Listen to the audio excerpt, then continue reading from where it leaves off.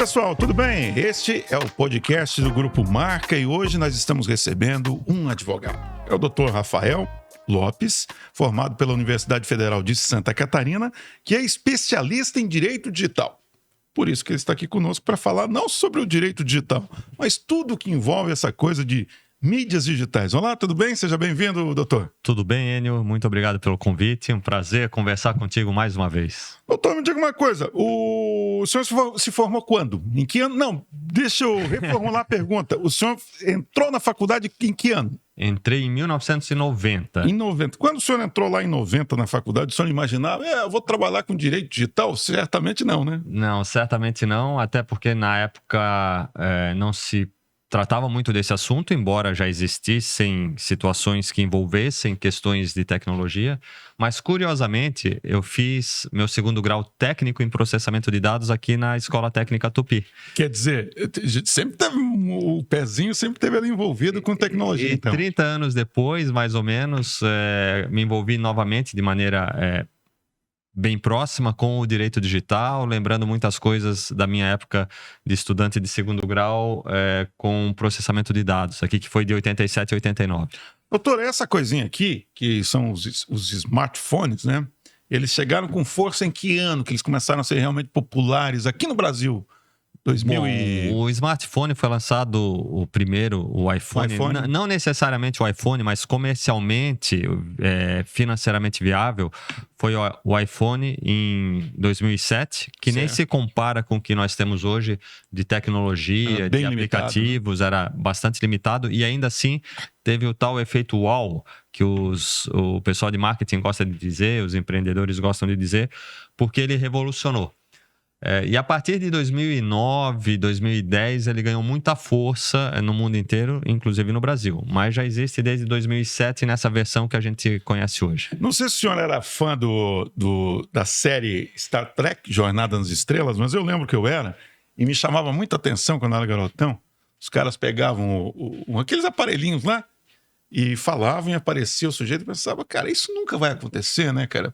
Eu não era tão otimista, eu imaginava, quando que a gente vai conseguir conversar por um aparelho que não tem nenhum fio, né, não existe nenhuma conexão física, e a gente vai conversar. E hoje nós temos muito mais do que aquilo que se apresentava, por exemplo, naquela série, né? Tem um videozinho que circula na internet que mostra a mesa de trabalho na década de 80, com computador, telefone, fax, impressora, rádio, televisão, tudo que pode envolver tecnologia e mídia. Aqueles eletrônicos, né? Sim, uma mesa quase desse tamanho, Enio. E os anos vão passando e eles vão eliminando, né, vão diminuindo os tamanhos dos equipamentos, até que no final chega só o celular que faz tudo isso. Rádio, telefone, só não é impressora, né, mas manda imprimir. E vale a gente chamar atenção para uma coisa a respeito dessa coisa do telefone celular, que ele também é um veículo de comunicação extremamente eficiente. Aqui a gente tem um estúdio de rádio, televisão e de um jornal. Tá tudo aqui. Se a pessoa souber utilizar como captando as imagens certas, relatando aquilo que ele está vendo, e é muito frequente, né, alguém filmar alguma coisa e aquilo viralizar e tomar proporções maiores até do que um veículo de comunicação às vezes. Exatamente, se quiser dá até para ligar para alguém. Exato, também é telefone. Dá até para ligar, também é telefone, a gente esquece, né? E é uma revolução.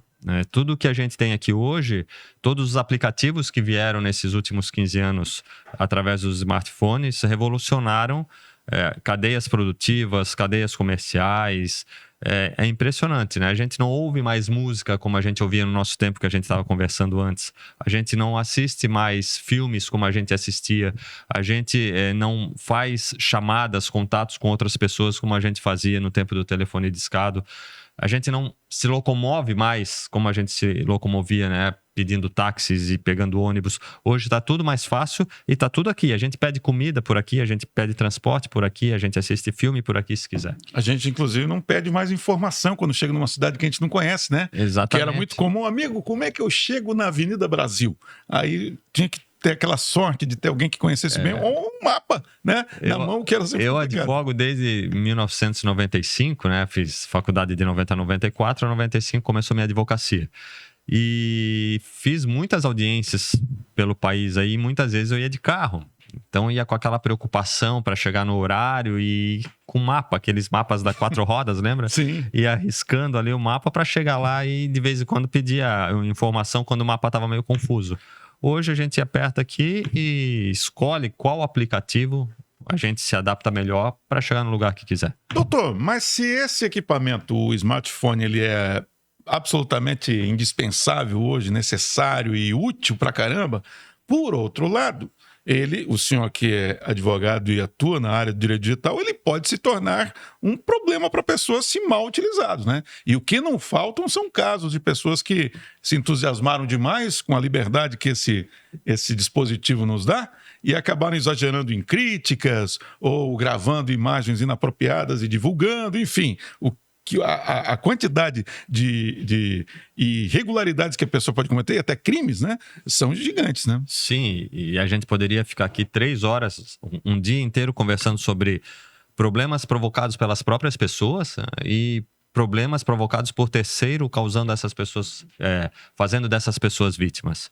Os golpes estão aí de todos os tipos, pessoas hackeando perfis de redes sociais, pessoas mandando links com propostas de emprego. Eu mesmo, toda semana, praticamente recebo uma proposta de emprego de meio período, de não sei quantos R$1.000, como se fossem empresas sérias que estivessem mandando, né? É importante que as pessoas saibam, inclusive, que esse tipo de veiculação de proposta não acontece. Então, as pessoas têm que tomar um cuidado para não ficar clicando em nenhum link que venha de fonte desconhecida.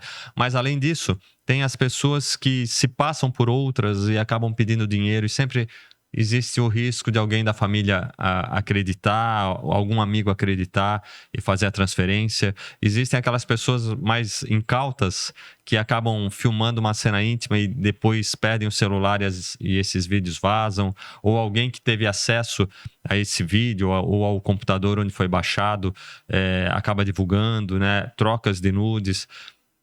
Para ter uma ideia, tem um golpe muito em voga ultimamente, que é o do nude da novinha, já deve ter ouvido falar.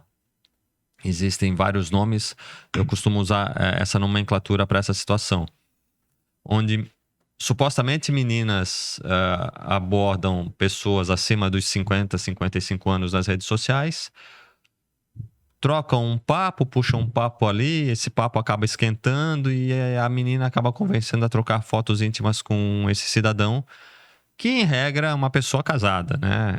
Em regra é uma pessoa respeitável e acabou cedendo ali, porque elas são... Respeitável. Elas são boas de lábia, Sim, né? sim. E que, na realidade, depois, no dia seguinte, o pai da menina, que disse que tinha mais de 18 anos, aparece dizendo que ela não tinha 18 anos e pedindo alguma indenização. Aparece o advogado, aparece, inclusive, o delegado, né? Já vi que... Geralmente artistas contratados. Geralmente, atores. Isso quando não são todos a mesma pessoa, né? E a menina nunca existiu na prática, né? Ela nunca apareceu num vídeo, nunca teve uma chamada de voz para confirmar.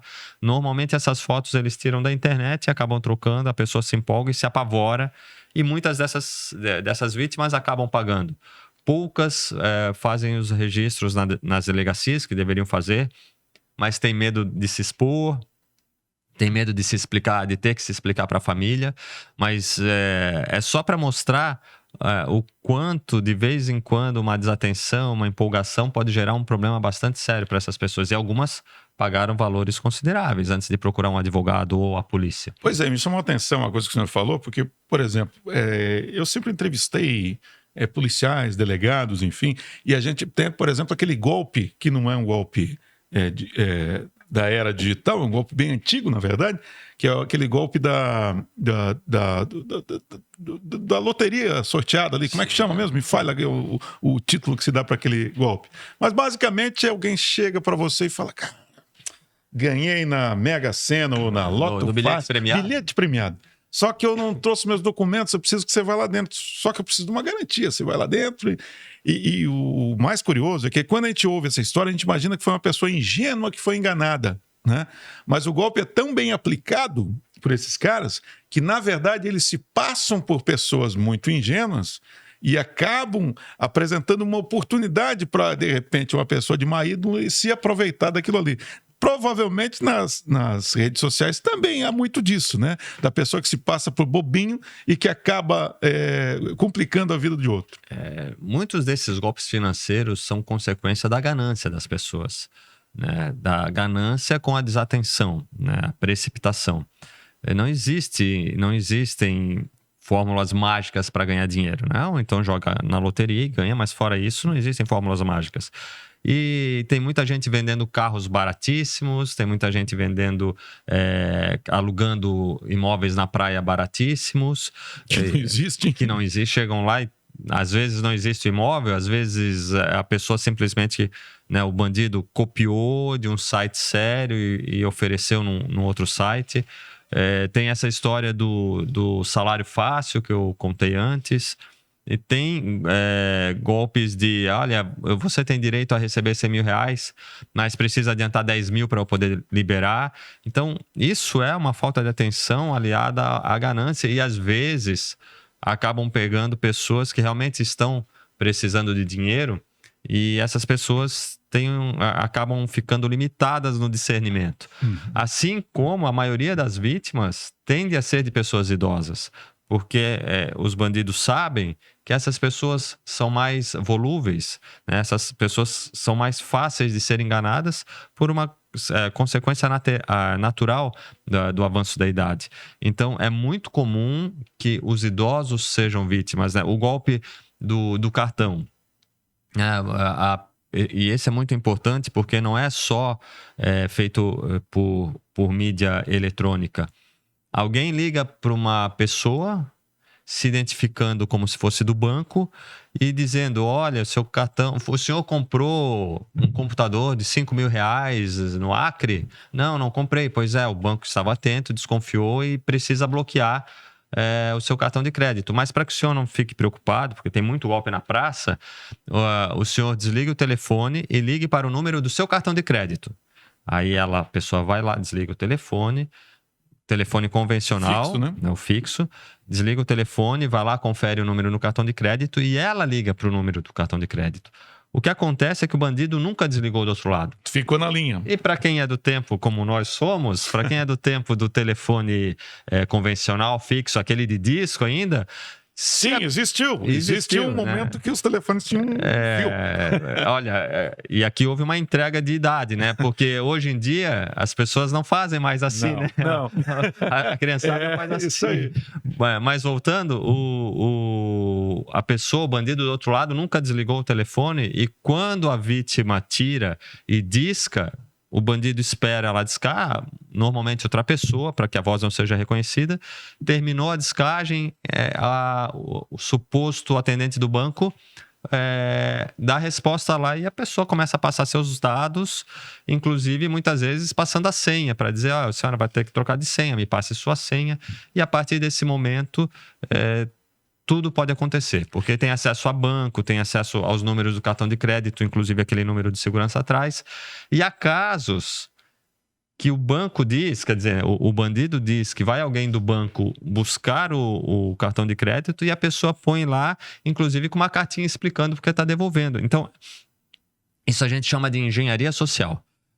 As pessoas são iludidas a todo um trabalho para convencê-la de que ela está fazendo a coisa certa e, no final das contas, no outro dia ela descobre que perdeu todo o dinheiro que tinha das economias, muitas vezes. Existe uma nova modalidade de pagamento, nem tão nova assim, não sei quanto tempo. O Pix está valendo há quanto tempo? Há um ano já. Um ano, né? Mas que os criminosos rapidamente viram no Pix uma oportunidade também de tomar dinheiro fácil, né? E o Pix tem sido também um motivo de grande dor de cabeça para muita gente, né?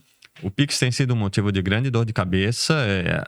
O Banco Central e as instituições financeiras estão buscando alternativas para diminuir os riscos. Existe um movimento, inclusive, para que valores acima de um determinado patamar não seja imediatamente creditado e que os primeiros lançamentos sejam liberados só alguns dias depois ou com uma senha e contrassenha para confirmar que aquilo ali não vai ser uma conta de golpe, também tem esse aspecto. Mas existe a possibilidade, e muitas pessoas não sabem, de limitar o valor do Pix. Porque tá tudo aqui, né? E o que os bandidos fazem hoje? Eles dão preferência para furtar ou para roubar celulares que a pessoa esteja utilizando, para que ela... Tomar da mão dela. Isso, porque aí está sem a senha, seja facial ou de polegar ou qualquer outra, e o bandido vai batendo na tela para o celular não entrar em sistema de senha, para não perderem tempo, porque eles vão acessar todos os bancos e, se não tiver uma contrassenha ali, né, qualquer que seja, vai conseguir fazer as transferências. Então, para evitar o risco de ter uma infelicidade dessa, existe a possibilidade de diminuir o limite do Pix, né? Claro, dependendo da movimentação da pessoa, não dá para diminuir muito, porque vai dar muito trabalho. Para diminuir é pelo aplicativo. Para aumentar, na maioria dos bancos, na maioria das instituições financeiras, tem que ir pessoalmente na gerência e dizer que vai aumentar. Justamente para evitar que um criminoso faça isso. Né? Alguns aplicativos eu já percebi que pode aumentar e diminuir a hora que quiser, mas outros não. Outros têm que ir na agência. E os grandes problemas também hoje são contas utilizadas, contas de laranjas utilizadas para as transferências dos golpes, né? Porque o dinheiro vai para uma conta... E, teoricamente, seria fácil de rastrear. Isso, né? E aí o dinheiro é sacado de alguma forma, né? Ou transferido, ou quando são contas digitais que não tem como sacar, ou sacar dá mais trabalho, eles pagam compras que fazem, né? Desviam dinheiro da conta da vítima, R$10.000 para a conta X, e com essa conta X compram televisão, sapato, computador, o que... Enche o tanque do carro. Enche o tanque do carro, tudo isso. Doutor Rafael Lopes, o senhor fez uma menção a que tudo está aqui, né? E, de fato, está aqui, né? Tem carteira de motorista, documentos... Por onde a gente anda, a gente é rastreado. Bancos, enfim. E o que se faz? Qual que é a primeira recomendação que o senhor, que deve conviver com isso com bastante frequência, que a pessoa que não que ela tenha, talvez ela tenha tido o celular furtado, mas ela pode perder também. Pode. Sei lá, tá no mar, sei lá onde é que ela vai perder um celular. Mas enfim, o que se deve fazer com tantas coisas nesse equipamento? Se a pessoa tem certeza que foi furtado ou roubado, a primeira coisa que ela tem que fazer é entrar no sistema do banco? Do aparelho, não? Do aparelho. Para apagar, vai perder tudo, mas para bloquear o celular imediatamente. E tem que ser muito rápido, porque muitas vezes os bandidos já têm um esquema tão bem organizado, principalmente nas cidades grandes, que eles automaticamente já esgotam o que tem que esgotar ali. Mas a pessoa tem que entrar no primeiro lugar que for possível, pedir um acesso a um computador de mesa e acessar, seja pelo iOS, que é o do iPhone, seja pelo Android, que é da maioria dos outros celulares, e bloquear o seu celular. E bloquear ali muitas vezes significa apagar tudo mesmo. Vai perder todas as fotos que tem no celular, mas também vai diminuir a chance de perder o dinheiro. Mas vamos fazer um exercício de imaginação aqui, qual é o percentual de pessoas que têm telefone que se preocupam com isso e que sabem como fazer isso? O senhor arrisca dizer o percentual? Eu não sei se chega a 10%. Né? É por isso que eu tenho trabalhado muito e tens acompanhado, Enio, com educação e comportamento digitais, principalmente com educação digital. Eu defendo que as escolas têm que deveriam ter uma disciplina, ou pelo menos encaixada em alguma disciplina, a matéria de educação digital. As crianças têm que aprender a lidar com questões de golpes como essa, mas também com questões que envolvem fake news, né? Como identificar fake news. Se eu não me engano, na Noruega, isso é matéria de sala de aula para crianças pequenas, para elas já identificarem fake news desde jovens, como se comportar na internet para não causar problemas a outras pessoas e a si próprias, né? Excesso de exposição, para que elas não se preocupem com a beleza de todo mundo, que muitas vezes é falsa ali nas redes sociais, e tenham consciência dos perigos de tudo que envolve, principalmente as mídias sociais, a internet como todo, mas principalmente as mídias sociais. Eu lembro, voltando ao nosso tempo, Enio, que Isso faz tempo, hein? Uns 5 anos atrás, mais ou menos, quando os nossos pais diziam: não converse com estranhos na rua, não aceite bala de estranhos, né? Mas basicamente não converse com estranhos na rua. Hoje os estranhos estão dentro de casa. Sim. Né? Antigamente a nossa preocupação, a preocupação dos pais, era do portão para fora. Hoje as preocupações têm que ser da porta para dentro, claro. portão para fora ainda, né? Mas a porta para dentro também. Eu defendo que crianças pequenas não têm que ter acesso ao computador no quarto de porta fechada. Computador de criança, se tiver que usar o computador, que eu também penso que tem que ser muito limitado, tem que ser na sala, com a tela virada para os pais passarem ali e perceberem qualquer coisa. Uhum. Tem histórias muito complicadas envolvendo crianças, né? Houve já condenação no Rio Grande do Sul de estupro virtual de menor. E o pai descobriu porque consultava a movimentação do filho no computador de vez em quando. E percebeu que as conversas estavam estranhas e que um jovem de talvez um pouco menos de 20 anos, aluno de medicina, inclusive de uma faculdade lá do Rio Grande do Sul, assediou um menino de 9 ou 10 anos e fez ele fazer coisas, né? Entendi. E esse homem foi condenado. E quantas situações como essas acontecem que a gente não sabe? Então é muito importante que os pais tenham plena consciência da movimentação dos seus filhos, né? De onde navegam, por onde passam, com quem conversam, como se fosse ali na esquina brincar com o vizinho, né? A gente quer saber onde os nossos filhos vão quando eles vão brincar na casa do vizinho. A gente acaba se preocupando quem é que está lá, quais são as outras crianças, quem são esses pais, e a gente tem que ter essa preocupação aqui também. Não é uma neurose, né? Não quero que as pessoas fiquem neuróticas, e por isso a educação digital é importante. E eu prego também, Enio, que não adianta só ensinar as crianças. Os pais, muitos pais na faixa ali dos 30 aos 60, estão perdidos em relação a isso. E a escola tem que ter um papel importante.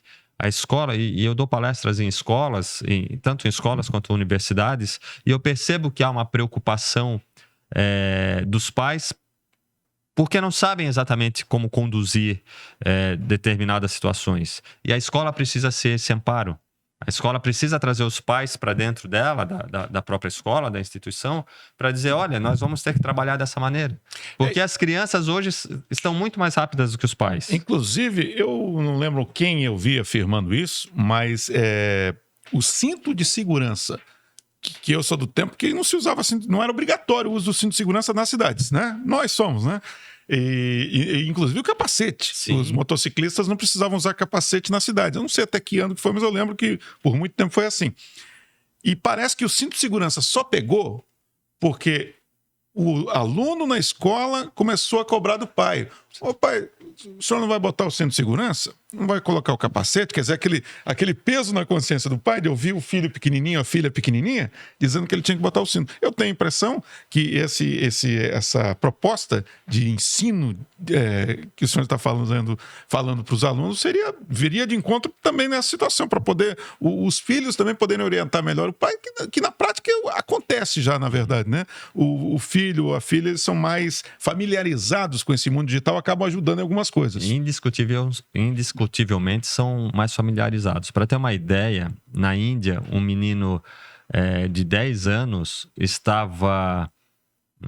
10 ou 11 anos, estava extorquindo o pai, porque descobriu que o pai tinha visto alguma coisa na internet e ele se passou por uma outra pessoa e estava pedindo dinheiro, e a polícia, fazendo as investigações, descobriu que era o filho fazendo a extorsão, porque, né, que, sei lá, viu uma maneira de ganhar levar alguma vantagem.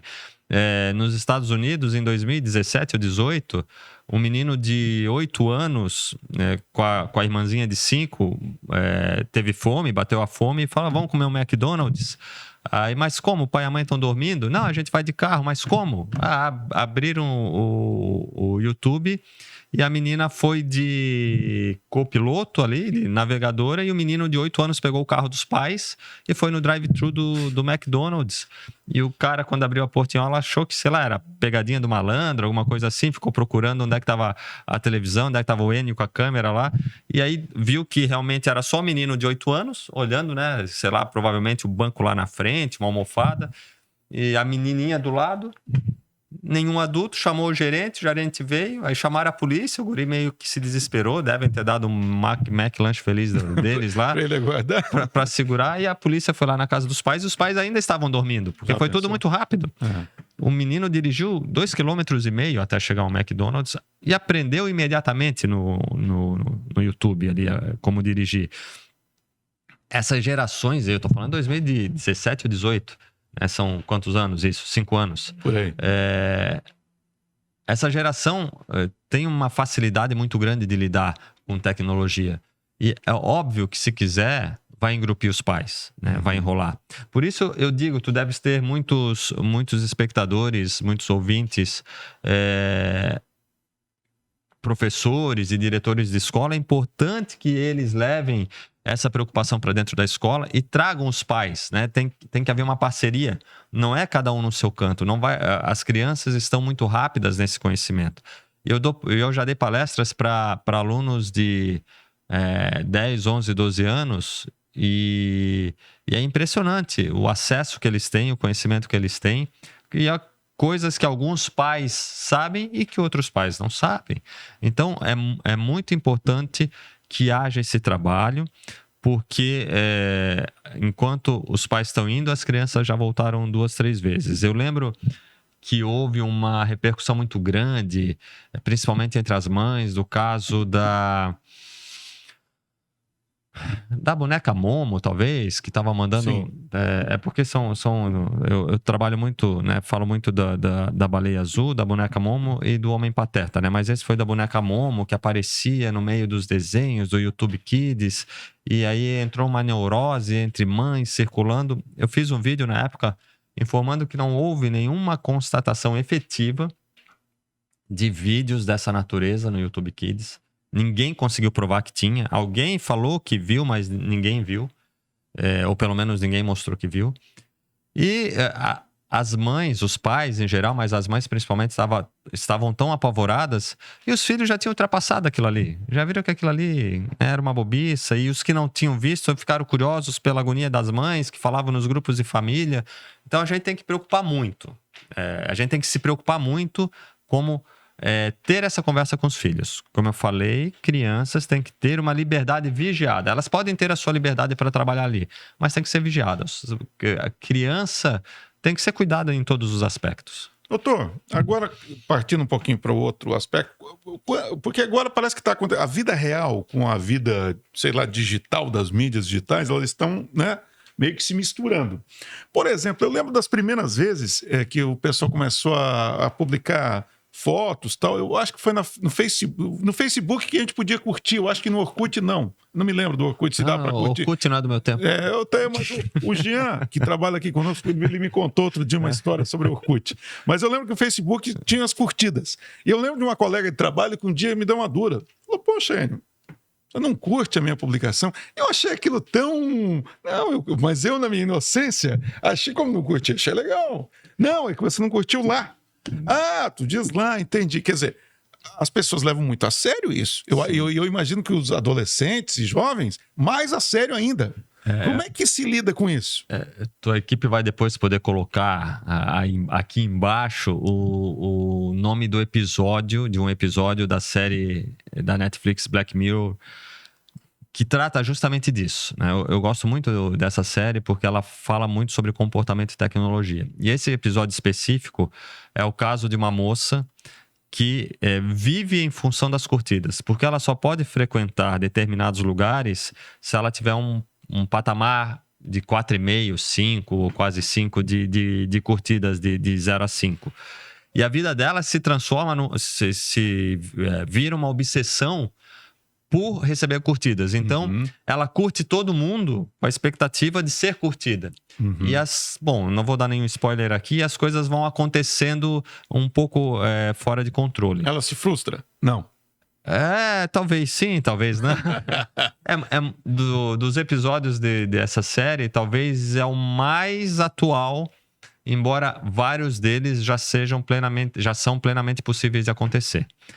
Pois bem, de fato, Enio, os adolescentes e os pré-adolescentes, especialmente as meninas, estão ficando um tanto quanto neuróticas por conta dessas curtidas. Em alguns países, curtidas já não são visíveis, em outros são, em algumas situações de perfis é possível verificar, em outras não é. No Brasil, o Instagram chegou a limitar por um tempo, não é? Eu lembro que chegou a limitar. Não aparecia, exatamente. Isso. E além da questão de ter essa necessidade de pertencimento, de reconhecimento, os likes ou as curtidas, os comentários ou qualquer coisa assim,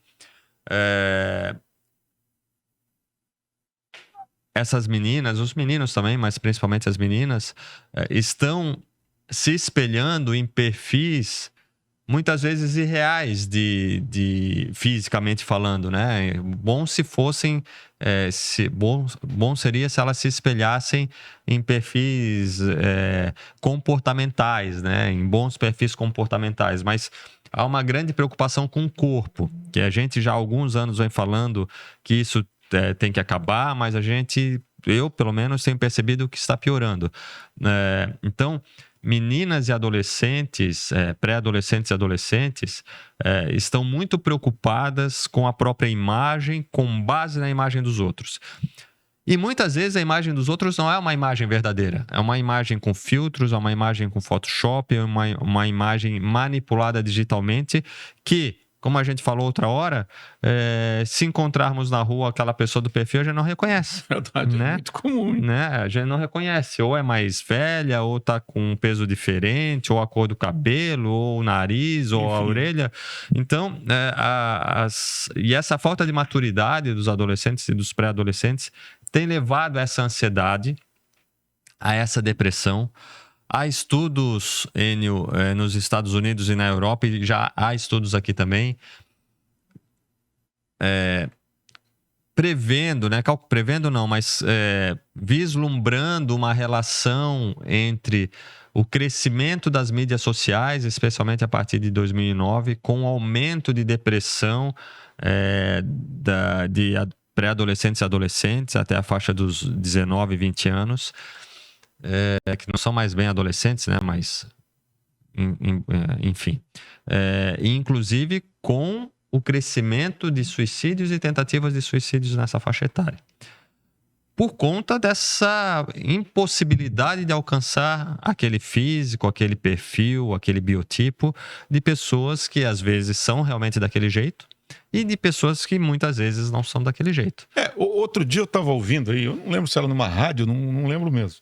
E alguém falou e me chamou a atenção o seguinte, que antigamente, o nosso tempo de colégio, né, lá de ginásio, sei lá como é que chama agora, é ensino médio, né? Mas, enfim, no ensino médio, tinha lá o bonitão, a bonitona da escola, que todo mundo, poxa vida, hein, que corpão que ela tem. Mas não tinha um monte de gente ali para você usar como referência e fazer comparações. E hoje as mídias sociais oferecem isso o tempo todo, né? Você abre, aparece lá alguma menina com corpão, um garotão malhando. Também tem a questão dos adolescentes que falam o seguinte, eu já ouvi isso. Poxa, meus amigos estão todos viajando, só eu que não, né? E, na verdade, com o Instagram, você consegue viajar o ano inteiro sem sair de casa, se você quiser. É só fazer muitas fotos quando você for fazer uma pequena viagem e tá feito o teu Instagram pro ano inteiro. Então, isso que é difícil de fazer a garotada entender, Teve né? um episódio de uma moça que fez um trabalho de não sei se de mestrado, de pós-graduação mesmo, e ela falou para todo mundo que ia viajar pelo mundo e ficou talvez 3 meses tirando fotos do mundo inteiro sem nunca ter saído de casa. E o Instagram dela estava sempre atualizado. Eu não lembro se era Instagram na época ou Facebook. E as pessoas acreditavam que realmente ela estava lá. E óbvio, parece que há um prazer de causar inveja, né, para algumas pessoas, publicando coisas que muitas vezes também não são verdadeiras. E que não deve fazer bem para elas também. E muitas vezes é uma questão de frustração, porque se elas têm essa necessidade de se mostrar o tempo inteiro, de mostrar coisas boas o tempo inteiro, é porque tem alguma coisa errada, né? O Instagram tem muitas coisas positivas, hoje é a maior publicidade de plataforma do mundo, né? Transformou também, nesse aspecto, a vida das pessoas, mas tem muita gente que utiliza aquilo ali como uma válvula de escape para algo muito mais sério que ela deveria procurar um profissional para tratar. No fundo, essa pessoa é tão mais depressiva do que aquela que fica frustrada quando vê essas fotos. Hoje em dia você consegue, se eu pedir para o Neto aqui, que trabalha na produção, ele bota a gente em Paris, daqui a pouco em Tóquio, em seguida a gente está batendo um papinho em Nova York. Quer dizer, essa que é a realidade. Infelizmente, existem recursos digitais e muitas vezes muitas pessoas fazem isso, na verdade. Tem uma plataforma, Enio, de restaurantes, lugares de viagem, cidades, hotéis, e que tem uma classificação, uma qualificação ali. E em Londres, houve um restaurante que atingiu o top 1, se eu não me engano, sem nunca ter existido. Nossa. Ele tirava fotos, ele elaborava, isso aí virou matéria e obrigou, inclusive, a plataforma a modificar a forma de avaliação, fazer algumas comprovações, né, algumas contraprovas. Ele fazia pratos lindíssimos que às vezes era um pedaço de grama com um spray de barbear. Certo. E tirava fotos do quintal dele, era um bom fotógrafo, estilizadas, e ele trazia amigos para fazer essas fotos, para fazer de conta que esse restaurante estava cheio.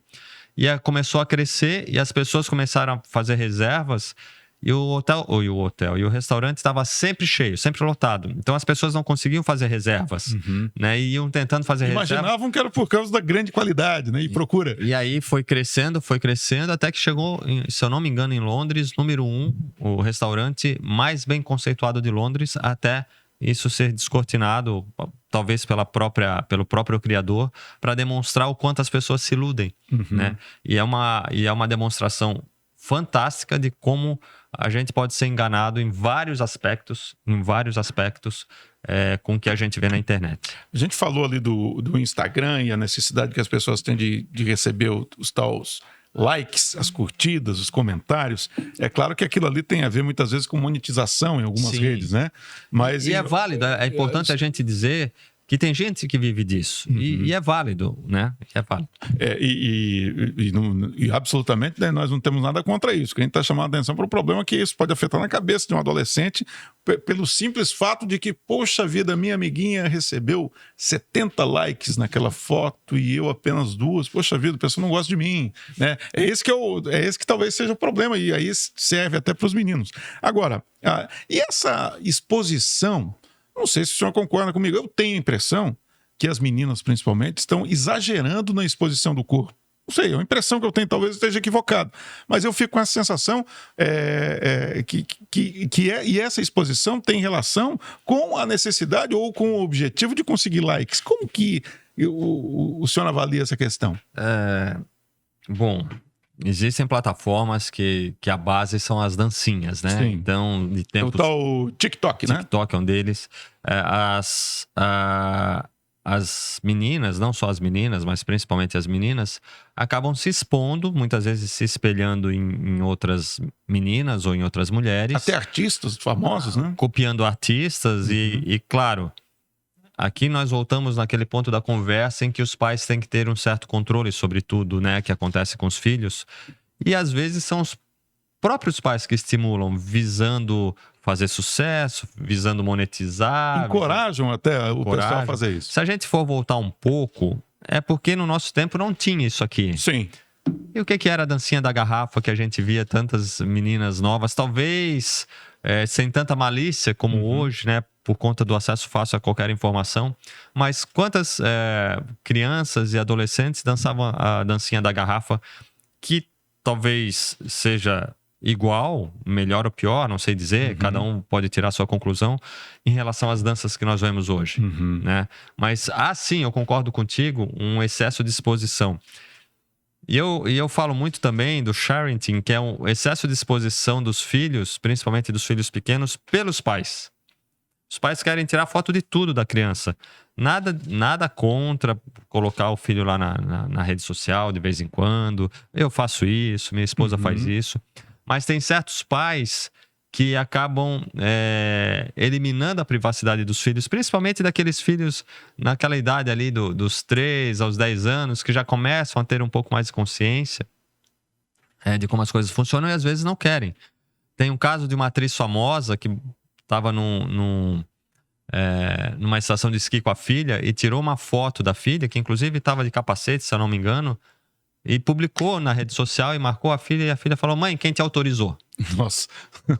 E as duas falaram, mas filha, o que é que tem de mais? Você inclusive está de capacete, mas eu não te autorizei, nós já conversamos sobre isso em casa. Já. A mãe falou para a filha. Já era uma treta antiga aí. E a menina devia ter uns 13, 14 anos. Infelizmente eu não me recordo do nome da menina, uma atriz famosa de Hollywood.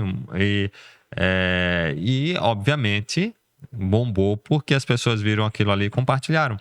E serve de alerta para muitos pais, né? Às vezes os pais querem tirar foto de tudo e... Não que isso seja novidade, né? Quantos pais que forçavam seus filhos a serem modelos que nunca quiseram ser, né? Mas é que agora ficou tudo muito mais fácil. Com o celular na mão, como você falou lá no começo, a gente pode fazer uma baita reportagem jornalística, a gente pode fazer um documentário, se a pessoa tiver um pouquinho de arte no sangue, e ficar fabuloso. E a gente pode ficar expondo todo mundo também. Agora, doutor, o senhor falou sobre tirar foto de tudo, e tem uma outra situação também interessante, que, por exemplo, no passado, eu lembro que as meninas faziam aqueles diários. Sim. Elas escreviam lá e era uma coisa absolutamente inacessível.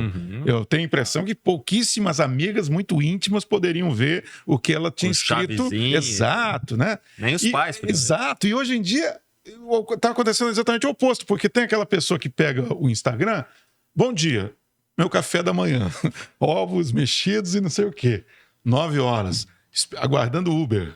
10h15, opa, cheguei aqui na academia, não tá legal hoje. Quer dizer, basicamente é um diário, é um relatório do que está acontecendo no dia. E tem pessoas que, se não fizerem isso, parece que faltou, ela não viveu aquele dia completamente porque não houve registro. Não teve nenhum registro daquela passagem. Poxa, eu fui lá naquele evento e acabou a minha bateria, cara, não consegui fotografar nada. E isso afeta algumas pessoas. 3 pontos são interessantes aqui. Eu trabalho com influenciadores digitais e acompanho alguns casos, né? O influenciador digital, às vezes, ele é compelido pelo seu público a fazer isso, porque se ele ficar 3 horas sem publicar, ou um dia sem publicar, ou 2 dias sem publicar, dá um terremoto no Instagram dele. Então, é uma situação razoável, porque ele vive disso. Mas, claro, tem aquelas pessoas que talvez almejam, né? Ou simplesmente querem se expor. Acordei, que dia bonito. Meu pé quando acorda, meu café da manhã, meu banheiro, meu não sei o quê. E aí, eu preciso chamar atenção para um detalhe muito grande. Com esse universo de e-mails e mensagens, seja por WhatsApp, seja por SMS que a gente recebe, a gente nunca tem certeza se o nosso celular está realmente livre de vírus. E o que eu sempre recomendo, de todas as hipóteses possíveis, se você vai para uma reunião muito importante que não quer que ninguém ouça, deixe o celular do outro lado. Não desligue o celular. Porque há a possibilidade do celular, mesmo desligado, estar gravando, né, ouvindo e vendo. E, eventualmente, gravando o que a gente está fazendo. E outra coisa que eu sempre digo, nunca leve o celular para o banheiro. A não ser que não seja um smartphone. Mas se não for um smartphone, não vai ter joguinho, né? Não vai ter música. Então, não leve pelo mesmo motivo. A gente não sabe se tem alguém nos vendo aqui. Eu não sei se tem alguém nos vendo aqui. Né? Eu tenho um antivírus no meu celular, mas eu não sei se tem alguém nos vendo aqui ou nos ouvindo aqui. E a gente não tem como ter certeza disso. Então, são recomendações. E o outro ponto é muito interessante. Com o avanço da tecnologia, como tudo, surgem alguns tipos de doença, não sei se dá para chamar assim. Uma delas se chama nomofobia, que é justamente isso que você falou. Essa ansiedade por não ter o celular por perto. Aquela que quando a pessoa sai de casa e não tem o celular... Parece que está nu. Onde é que está meu celular? Eu não sei, vou ter que voltar para casa e, meu Deus do céu, o que é que vai acontecer? Acabou a bateria e agora o mundo vai acabar... É um problema e que está crescendo e que talvez muitos dos seus ouvintes já passaram por isso. E o outro é a síndrome do toque fantasma. Se você conversar com psicólogos, tanto um quanto o outro, tem acontecido muito. A síndrome do toque fantasma é ter a sensação de que o celular está vibrando com uma mensagem, chamando. E já vai checar. Não, e às vezes o celular tá aqui e tu tá pensando que ele tá vibrando aqui na perna. Olha lá, ó, o Júnior, né? O Neto, errei por uma geração só. o Neto falou que de vez em quando acontece com ele, e eu acredito que todo mundo conhece alguém que, peraí, meu celular tá vibrando. Putz, meu celular tá aqui, né? Tem pessoas que já estão com essa síndrome, algumas mais, outras menos. Pode acontecer de vibrar um celular na mesa e todo mundo pegar o celular, né? Sim. Pensando que é o seu. Às vezes até com toque diferente, você acaba chegando. Mas aí é uma situação mais razoável, mais factível. O problema é daqueles que começam a ficar neurótico. Ficar neurótico. Então, são situações que acabam acontecendo e que vão parar, no final das contas, no divã do psicanalista, do psicólogo. Doutor, agora o senhor mencionou uma coisa que me fez lembrar o seguinte. No início da nossa vida cotidiana digital, por exemplo, você mandava um e-mail, doutor Rafael Lopes, gostaria de convidá-lo para uma entrevista aqui no podcast do Grupo Marca. O senhor imagina que poderá atender a gente quando? E você aguardava alguns dias até que o doutor finalmente, ou alguém mais ágil no dia seguinte, olha, eu posso agendar para tal dia. E hoje em dia, o que eu percebo é o seguinte, alguém manda uma mensagem para você, às vezes você está dirigindo, você está num outro compromisso, você viu que chegou a mensagem, mas você não vê essa mensagem imediatamente. Às vezes você aguarda 2, 3 horas por algum motivo para poder responder, e quando você responde, a pessoa fica chocada. Meu Deus, o que aconteceu? Quer dizer, como se aquelas 2 horas fossem...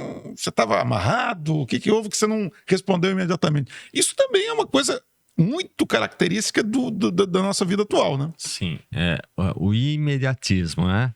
E tem se acentuado cada vez mais com a juventude, né? Com a diminuição da idade.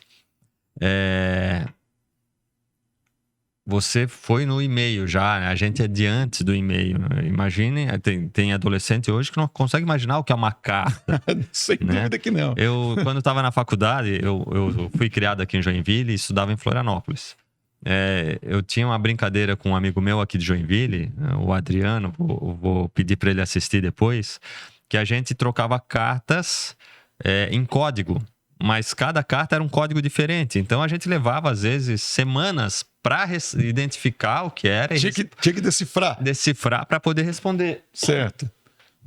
Imagine isso hoje. Uhum. Se alguém te mandar alguma coisa, se alguém mandar para um outro adolescente algo em código, ele vai procurar na internet como quebrar aquele código. Uhum. Eu estudava em Florianópolis, não tinha telefone, né? Não existia celular, não tinha telefone em casa. Então, 2 vezes por semana, descia pro Orelhão, normalmente quarta-feira e sábado ou domingo, e normalmente a partir das 8 horas, porque pagava mais barato. Certo. Ligava a cobrar para casa e pagava mais barato. E, obviamente, eu estudava na Federal, que tinha, sei lá quantos mil estudantes, 90% de fora. Dá para imaginar as filas de Orelhão todos os dias, né? Que é outra coisa que a garotada não sabe. Não. O Orelhão tinha fila. E eu descobri recentemente que o Orelhão hoje não precisa nem pagar, parece. Não, é livre se você ligar. E então ficava lá na fila e tinha combinado com a mãe que ia ligar a partir das 8. E se ligasse às 9, às 10 ou às 11, ou se não ligasse no outro dia... Tudo bem. Tudo bem. Hoje em dia, se o filho está na faculdade, na outra cidade... A mãe manda uma mensagem, ele não responde em 3 horas, ela manda a SWAT para lá. Vem a equipe especial da polícia para resgatar o menino que não estava de pileque e não acordou, não ouviu o telefone. Exatamente. Então, isso não é uma questão só de crianças, né, de adolescentes, mas também de adultos. E, infelizmente, a tecnologia, no final das contas, toda ela, todo e qualquer avanço tecnológico vem em tese para nos dar tempo, para nos libertar de trabalhos burocráticos ou chatos, para facilitar a nossa vida. Só que a internet e os celulares, em vez de nos darem tempo, estão nos tomando tempo. Quantas vezes que a gente entra na caixa do nada, como diz um amigo meu? Todos nós... As mulheres não... Como assim? Explica isso aí. Caixa do nada. As mulheres não costumam não acreditar, mas eu já provei para mim, pelo menos, eu acho que sim, ou ela fez de conta que acreditou, que todo mundo precisa, mas os homens, especialmente, conseguem entrar na caixa do nada. A caixa do nada é ter aquele momento que a gente está pensando em nada. Né? E os homens têm uma facilidade. As mulheres, como acho, pensam mais do que a gente, são mais inteligentes, o cérebro é mais ativo, são mais sobrecarregadas do que nós, no final das contas, não conseguem, ou dificilmente conseguem. Mas quantas vezes que a nossa mulher, namorada, noiva, pergunta, tá pensando no quê? Não está pensando em nada. Não, é impossível não estar pensando em nada. Não, mas a gente tem a caixa do nada. Mulheres, nós temos. Homens, nós temos a caixa do nada. E quantas vezes que a gente está na caixa do nada realmente? Que a gente não está vendo mensagem no celular, notícia no celular, joguinho no celular ou qualquer outra coisa, filme no celular. Então existe essa necessidade que nós estamos deixando de lado. A gente precisa desses momentos de não ter aparelho, né? As crianças hoje não conseguem entender. Eu gosto de LP, eu tenho LP. O vinil? O vinil. A minha filha, de 27 anos, hoje tem 27 anos, ela, quando nasceu, já tinha o CD. E quando ela viu o LP pela primeira vez, ela me perguntou o que era. Ela era pequenininha, devia ter uns 3, 4 anos. Eu expliquei, é um CD com 2 lados, mas que não dá para pular música. Uhum. Hoje a gente já ultrapassou isso há muito tempo. Eu tenho um filho de 1 ano, como você sabe, e ele vai chegar num momento em que vai ser algo muito melhor do que são os aplicativos de música. E hoje a gente fala, dependendo lá, o assistente social, próxima, não precisa nem apertar o botão e vai trocando a música. Deu um comecinho, a gente já não gosta, vai trocando. No nosso tempo, ainda mais se falarmos de fita cassete, a gente não tinha nem como acertar exatamente qual era a próxima música. Então a gente escutava a fita inteira. Fora que alguns gravavam da rádio e o locutor resolvia falar em cima. Estragar a música da gente. Detonava a música. E eu levei fita cassete para as minhas... Levo fita cassete, um lápis para as minhas palestras da criançada. E é impressionante como alguns ficam embasbacados, achando que aquilo... Mas tem alguns que os pais já ensinaram, e eu acho muito bacana. Aí as crianças vão lá e fazem a mágica da fita e do lápis, né? E quem é do nosso tempo sabe do que a gente tá falando. Né? Vai ter que pesquisar na internet, que não é. Na internet é fácil. E então, as crianças hoje passam, né? Eu contei o caso para ti ali antes, de um podcast que eu ouvi, que o filho da pessoa que estava participando estava assistindo televisão com o pai, e quando entrou na propaganda, fala no anúncio ali, passa, pai. Aí o pai, passa o quê, filho? Passa adiante para continuar, mas eu não estou entendendo. Não, tira a propaganda, filho. É televisão, não dá para tirar a propaganda. Querendo então, pular o comercial. É óbvio que a TV está com os dias contados, assim como a rádio, como o jornal de papel, mas vem muita coisa por aí. Eu não sei como esse meu filho mais novo vai lidar com essas experiências, mas a gente tem que entrar num momento de slow motion, né? de mais lentidão. A gente está muito acelerado. Existem, não sei se já ouviu falar, Enio, da renda básica universal. Muita gente pensa, quando eu falo em renda básica universal, do Bolsa Família aí, para aquelas pessoas carentes, mas é um pouco mais do que isso, né?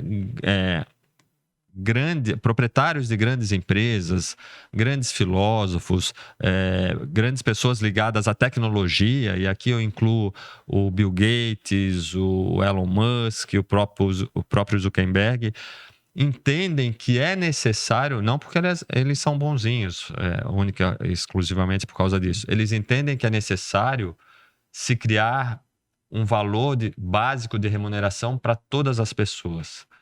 Porque a tecnologia vai tirar o emprego, indiscutivelmente. A tecnologia sempre tirou, só que agora está muito rápido. Né? Há 10 anos, quem é que imaginava ser um influenciador digital do Instagram? 80% das crianças que entram hoje na escola, Enio, no ensino fundamental, ali no primeiro ano, vão exercer uma profissão que ainda não existe. Que nós não sabemos, talvez um ou outro futurista mais antenado consiga imaginar, mas que a gente não sabe qual é. Já imaginou? Não é ser radialista, jornalista, repórter, editor de vídeo, advogado, professor, médico. A cada 100 pessoas que vão se formar, que estão entrando na escola hoje, 80 que vão se formar, não, porque formar é uma outra história também, que vão exercer uma profissão, 80 vão exercer uma profissão que não existe. É absolutamente impressionante, né? E quando eu comecei a falar disso, 5, 6 anos atrás, era 60%. A tendência, então, é aumentar. O que vai acontecer, eu digo, a minha profissão de advogado está com os dias contados para 90%. O próprio médico, o engenheiro, né, o editor de vídeo, né, essas profissões tendem a ser extremamente reduzidas, vão ficar só os caras muito bons. Eu até queria ilustrar isso. Eu não mexo em nada com equipamento, nada. Nem troco uma lâmpada. Mas uma televisão minha, certa vez, deu um problema. Ela desligava e ligava sozinha. Aí eu pensei, o que está acontecendo? Vou levar num profissional para fazer a análise do que está acontecendo. Mas, por curiosidade, meu filho, que então tinha 12, 13 anos, falou, dá uma olhadinha no YouTube aí, pai. Aí pega a marca da televisão, essa nossa aqui não tem marca, mas eu peguei lá qual era a marca e tal, e fiz uma descrição do problema. A televisão desliga e liga sozinha várias vezes. E imediatamente apareceram uns 18 caras lá falando. É muito simples, você vai atrás, vira a televisão, solta os 4 parafusos, solta o conector, passa uma escova e reconecta. Sim. Eu pensei que está muito fácil. Fui fazer. Fiz, e eu não só disso, mas fiz. E por incrível que pareça, a televisão está em operação até hoje. E eu teria levado, com certeza absoluta, inclusive se meu filho não tivesse comentado, eu teria levado para uma assistência. Talvez até a pessoa fizesse isso. E com todo o direito que ela tem, ela poderia cobrar alguma coisa. Porque eu não sei, ela sabe, ela tem o direito de cobrar por isso. Não é pela limpeza, é por saber o que limpar, exatamente, né? Então é bastante interessante. Doutor, a gente começou a nossa conversa aqui, eu falando que eu quando eu era garoto, eu ficava impressionado com Star Trek. Né?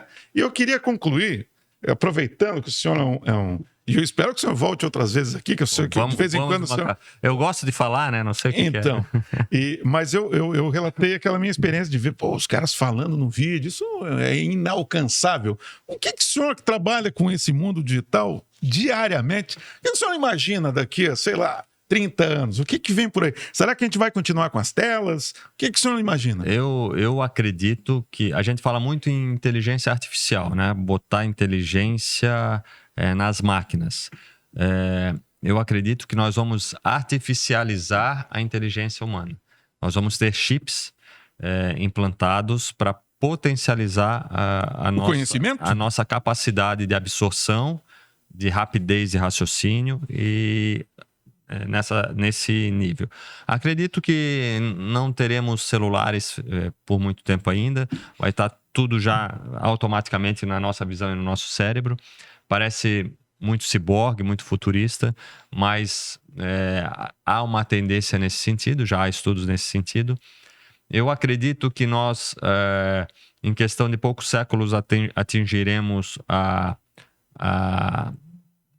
vida eterna, não é a palavra certa, mas uma longevidade de séculos de vida. Se é bom ou ruim, eu não sei te dizer, mas é importante que se diga, e quem fala muito sobre isso também é o Harari, e tem um seriado chamado Carbono Alterado, ou Altered Carbon, que trata mais ou menos dessa visão.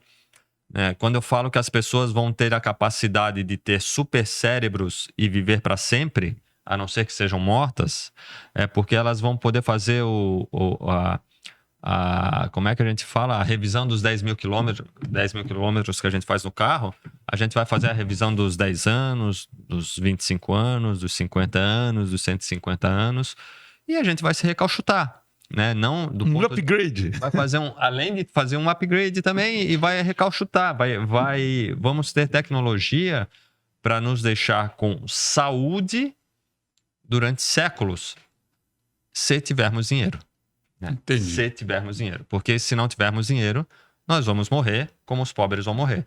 Há grandes pensadores dizendo que a tecnologia vai aumentar a diferença entre pobres e ricos. E, de fato, se a gente voltar 500 anos, o rico era o dono do castelo. Onde é que ele fazia as necessidades dele? Num balde que ele jogava pela janela. O pobre vivia lá embaixo, plantava pro dono do castelo. Onde é que ele fazia as necessidades? Num balde que ele jogava lá no riacho, sei lá onde. Não havia do ponto de vista tecnológico, grande diferença. A velocidade de transporte para chegar num lugar ao outro era a velocidade do cavalo, né? Hoje, qual é o meio de transporte do cara muito pobre? Ele não tem meio de transporte, ele está pensando em comer. Uhum. O que é que a gente tem visto ultimamente? Pessoas passeando no espaço. Exatamente. Há um abismo muito grande, e esse abismo parece que vai ser maior se a gente não repensar muita coisa nas próximas décadas. Então, do ponto de vista estritamente tecnológico, eu acredito que nós vamos ter inteligências fortalecidas artificialmente, e vamos ter tudo no cérebro e nos olhos, né? Tem já os óculos que conseguem nos trazer informações, esses óculos virarão lentes de contato, e por aí a gente vai virando ciborgue. Vamos ver como lidaremos com isso. Seremos mais felizes? Não sei te dizer, né? Teremos mais longevidade? Tenho certeza que sim. Teremos diferenças sociais maiores ou menores?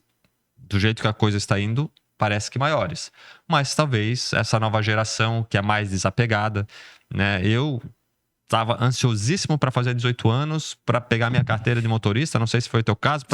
Meu pai não deixava eu dirigir antes dos 18, e eu saía com os meus amigos que não tinham 18, mas eu só pude pegar o carro com 18 anos. Essa molecada de hoje faz 18 anos, pra que eu vou gastar dinheiro com isso? Pra que eu vou gastar dinheiro com tênis, com tênis caro? Eu prefiro juntar o dinheiro e viajar, ou eu prefiro pegar um Uber ou qualquer outro aplicativo de transporte e poder beber e voltar tranquilo para casa. Neto não se importa em dirigir, trabalha aqui na produção. Meu filho, já ensinei a dirigir, ele dirige, mas não dá a menor importância, não acha divertido. Quer dizer, são mundos diferentes. Então, né, eu espero que logo venham os carros autônomos, porque a gente vê muita barbeiragem por aí. Verdade. E há uma tendência de que os acidentes diminuam sensivelmente com os carros computadorizados, autônomos. E há uma expectativa que até 2050, 80% da frota esteja já automatizada, né? Que não tenha motorista. Então, a gente vai ver pilotos só nas corridas de Fórmula 1, que é pra gente se divertir mesmo. Então, vem muita coisa por aí. É impossível prever tudo, mas essas são algumas coisinhas já factíveis para os próximos anos. E bastante interessantes. Doutor Rafael Lopes, quero agradecer muito a sua presença. Doutor Rafael Lopes, que é advogado, que trabalha com direito digital, certo? Em Santa Catarina. Muito obrigado pela sua visita. Espero que o senhor retorne outras vezes, porque é muito legal. É só convidar que a gente vem. Um grande abraço. Obrigado a você que acompanhou mais um podcast aqui no Grupo Marca. Tchau, pessoal.